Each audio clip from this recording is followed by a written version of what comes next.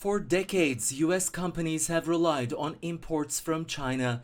Bilateral trade accounted for nearly $600 billion in 2024. Many Western executives don't want to decouple from China, pointing to the time, effort, and investments already made to develop a presence in the country. They have long years of manufacturing, so they have perfected in certain ways, right? And it's not just about people, it's also about the equipment, all the machineries, and all the networks that have been set up, right? With the transportation, the raw materials, and sourcing. It's not just bringing manufacturing, it's very complex.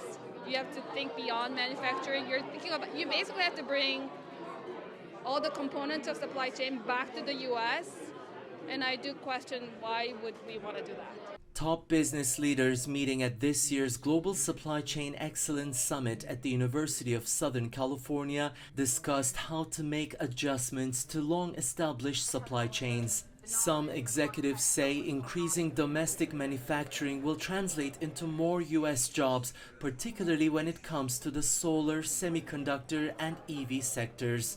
I think that folks, a lot of companies have been slowly diversifying their channels, preparing for it, right? So you even heard it today. A lot of folks that says, look, I was 80% leaning into China and I have diversified. I'm now in Vietnam, I'm in other countries.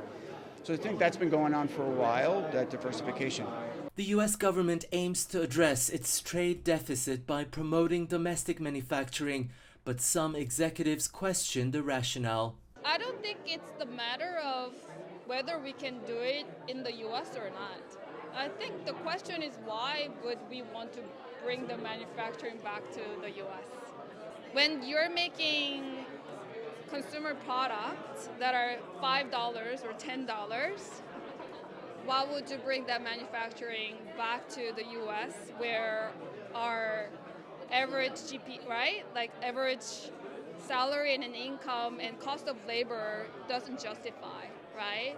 U.S. trade with China has grown over the decades. More than $400 billion flowed into the U.S. last year. Experts here say a true break would take decades. Ediz, Tiyansan, CGTN, Los Angeles.